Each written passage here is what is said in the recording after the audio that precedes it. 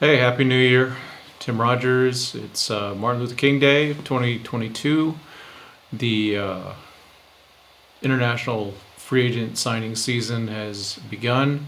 Just a couple things to get rolling. First of all, let's just raise a toast to 2022. This is my 2020 World Champion Cup from Dodger Stadium. Let's hope we get a 2022 one. Raise a glass.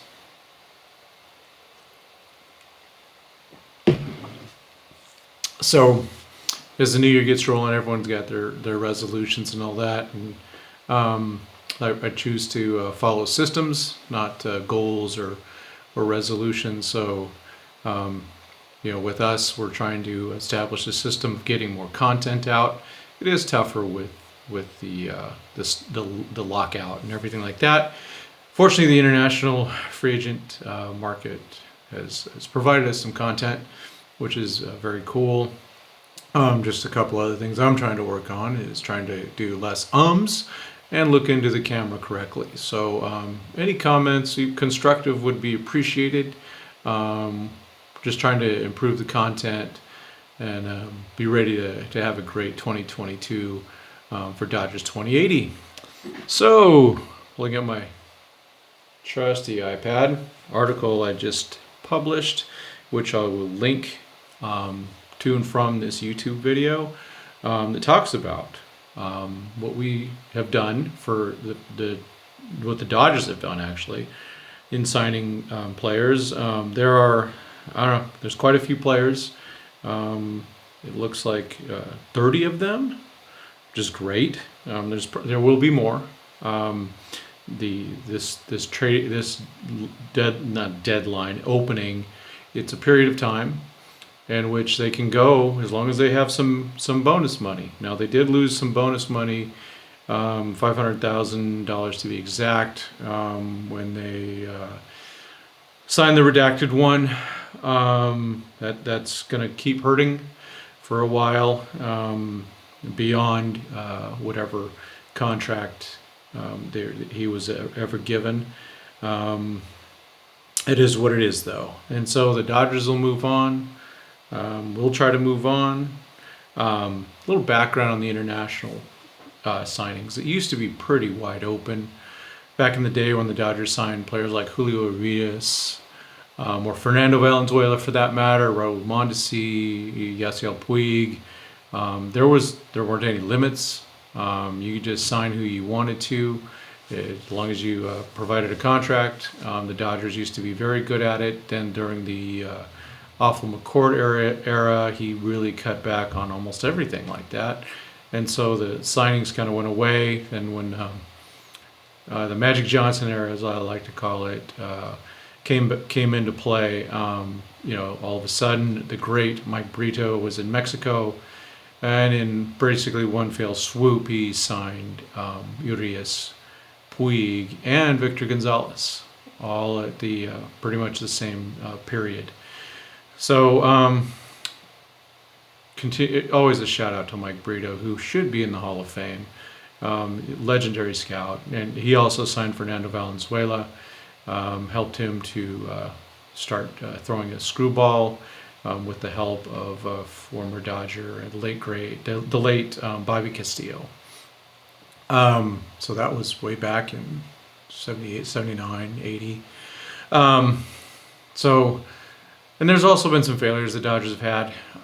They went all in 2015 in the class that produced players like Juan Soto. The Dodgers ended up with giving $16 million, I believe, to Yadier Alvarez, who is still, he's not even on the 40-man. No one has picked him up yet.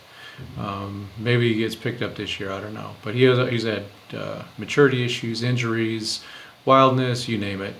And there's been some other players that have so far not worked out from that class. But if you look at almost every player that in the system that's not from the United States, they are international free agents. Let's take Eddie Leonard, Yorbit Vivas, Jose Ramos, players like that. Those were all guys that were signed as international free agents within the last few years. And you don't hear about them.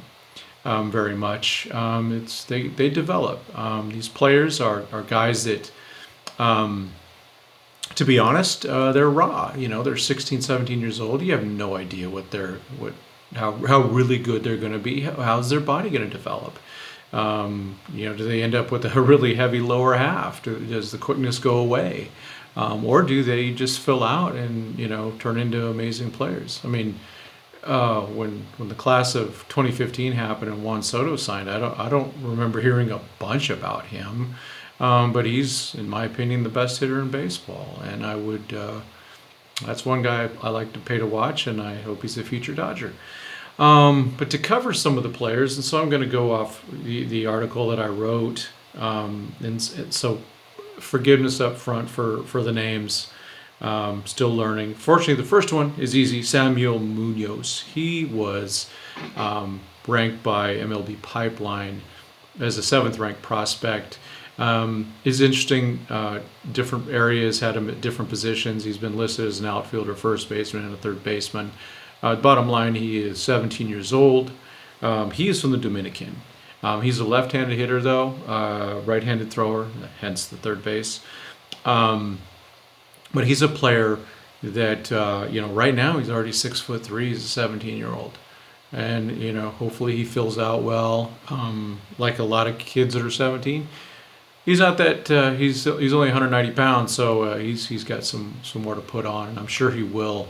If you look at players like Eddie Leonard and Yorvit Vivas, two of my favorites, by the way, obviously, there are players that filled out, and all of a sudden the power starts happening.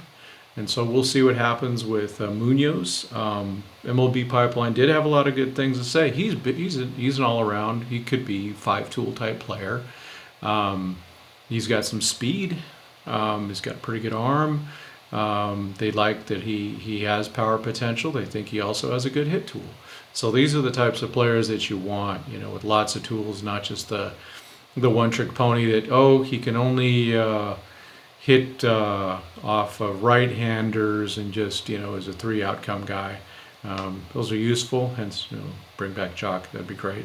But at the end of the day, if you're really trying to develop big prospects, be good to have some guys that have multiple tools. Defense really doesn't slump, even though the hitting may. So there's some good things that they say about him. And it'll be interesting to see. My hope is, of course, that he can be a third baseman just to get some versatility.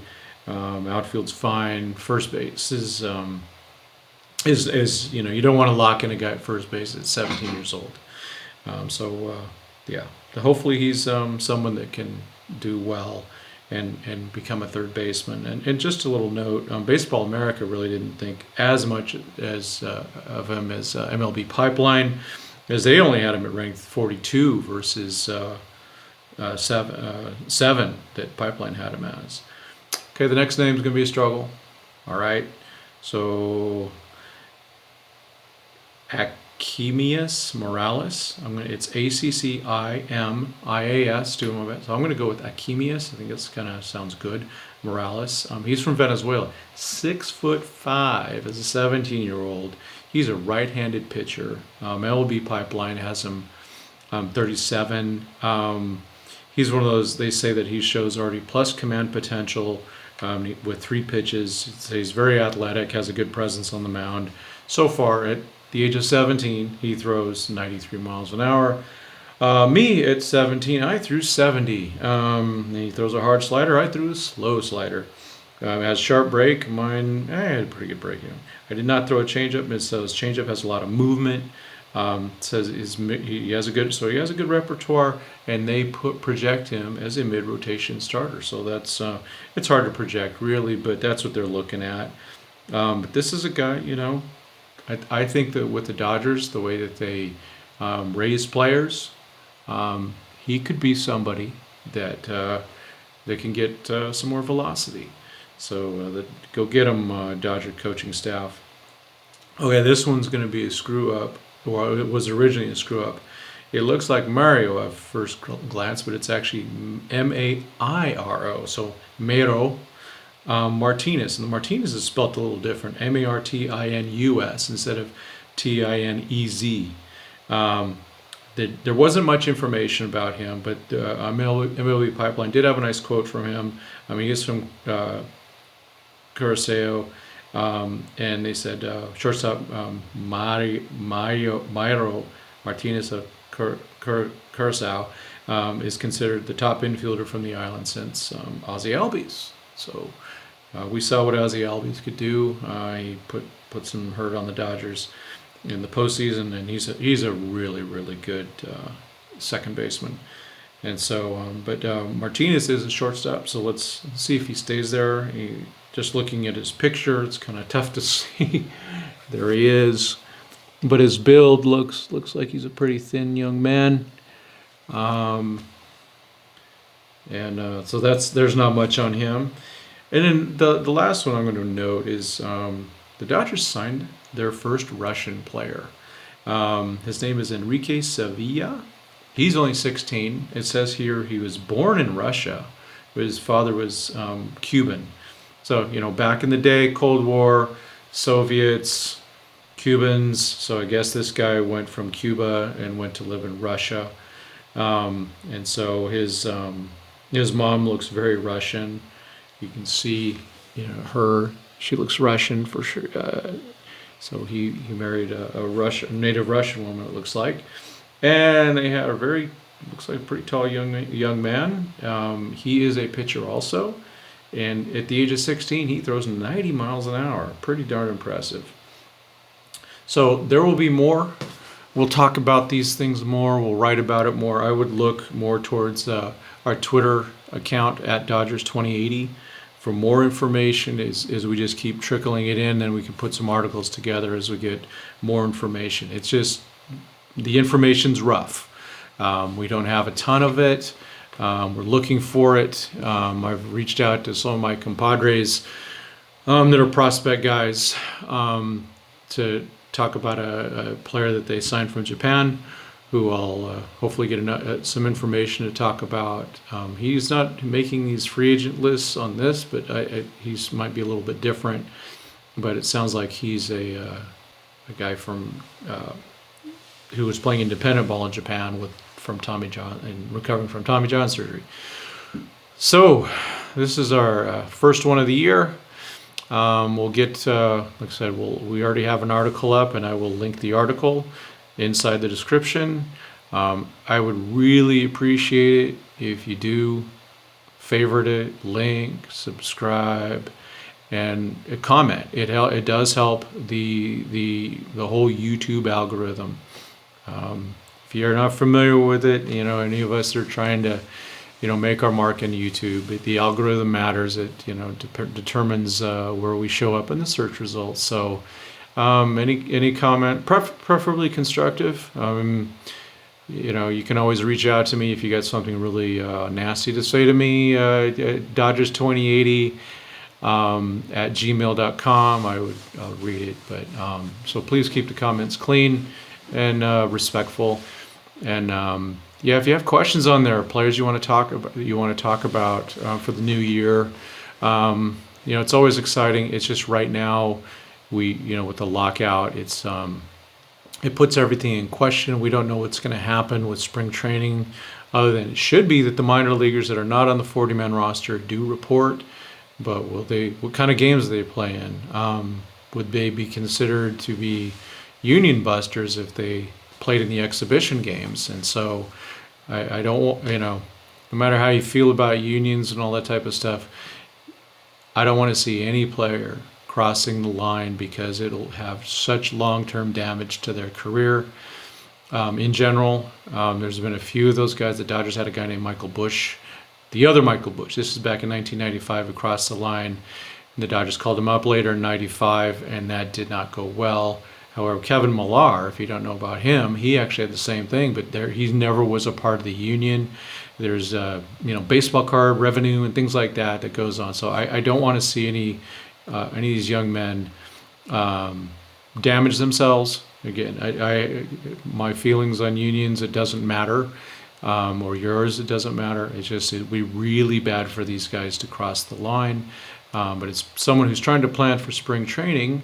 I'm hoping to be able to go. And I kind of don't care about the games as long as they let me into the backfields, which they did not do last year, obviously because of the bug that's out there. So hopefully that gets fixed. Hopefully we get past Omnicorp. I don't give these things the real names. I don't respect it.